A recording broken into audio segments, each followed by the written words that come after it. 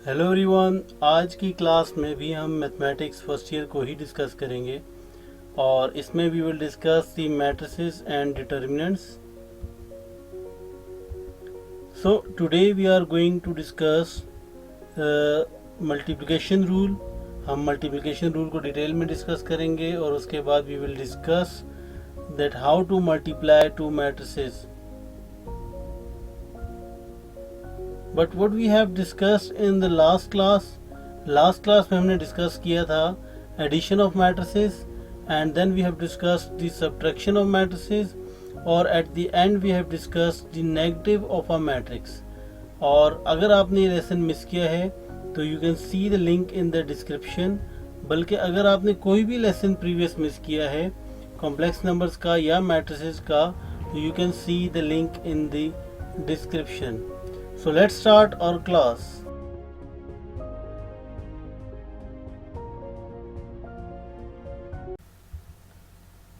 Multiplication in matrices किस तरह करते हैं? We have already discussed this thing कि how to multiply a constant। अगर एक constant के साथ हम मैट्रिक्स को किस तरह मल्टीप्लाई करते हैं कि what we have to do कि हम उस constant को हर एलिमेंट के साथ मल्टीप्लाई करते हैं। और इस तरह क्या होता है कि आपके पास इस तरह की मल्टीप्लिकेशन को आप कहते हैं scalar multiplication. So you can see here 2 को आपने 4 के साथ मल्टीप्लाई किया, देन 2 को 0 के साथ, देन 2 को 1 के साथ एंड देन 2 को -9 के साथ, तो -18 आंसर आया।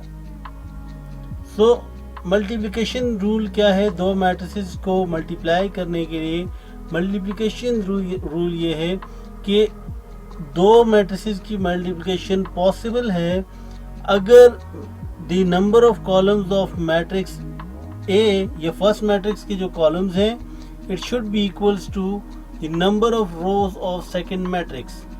तो अगर आप ए और बी मैट्रिक्स को मल्टीप्लाई कर रहे हैं तो फर्स्ट के कॉलम्स की जो तादाद है वो सेकंड के रोज की तादाद के बराबर होनी चाहिए, otherwise multiplication is not possible.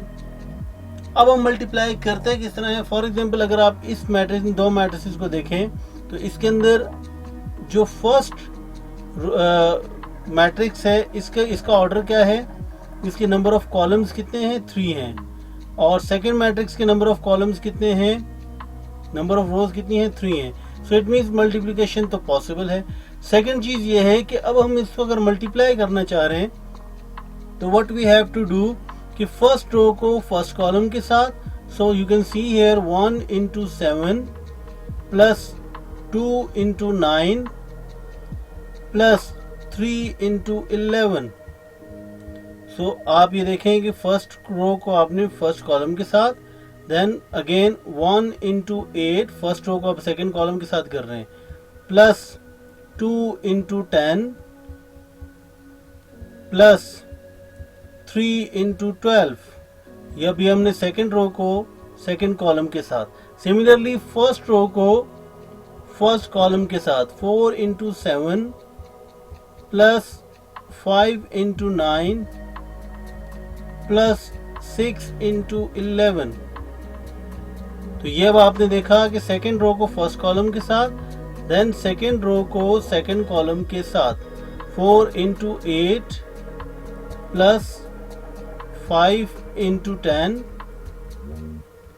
Plus 6 into 12, 6 into 12। सो ये आप जब इसको सिंप्लीफाई करें, बट वे आपको पता चल गया कि पहली रो को पहले कॉलम के साथ, देन पहली रो को दूसरे कॉलम के साथ, देन सेकंड रो को दिस वन सेकंड रो को फर्स्ट कॉलम के साथ एंड देन सेकंड रो को सेकंड कॉलम के साथ। तो जब आप इसको मल्टीप्लाई करेंगे तो यू कैन सी हेयर कि आपका जो फाइनल आंसर होगा that will be like this one.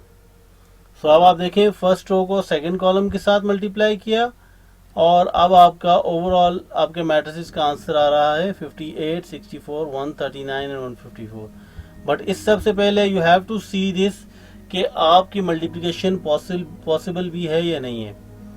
Why do it this way?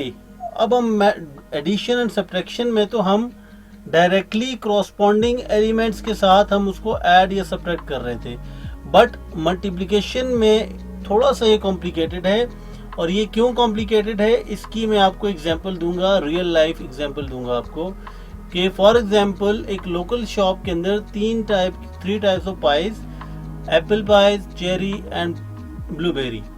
So now you can see the cost of each of them. आप इनकी कॉस्ट देख सकते हैं. Now if I ask you this is how many they sold in 4 days. ये मैंने बताया कि Monday को 13 सोल्ड हुए, ट्यूसडे को 9, वेडनेसडे को 7 एप्पल एंड थर्सडे को 15 एप्पल, और आपको इसकी कॉस्ट भी पता है. अब आपसे अगर मैं ये पूछूं कि the value of sales for Monday is calculated this way, Monday की सेल्स किस तरह कैलकुलेट करेंगे आप कि आप 11 इंटू 13 प्लस 13 जो कि चेरी की कॉस्ट है, 13 इंटू 8 प्लस 9 इंटू 6.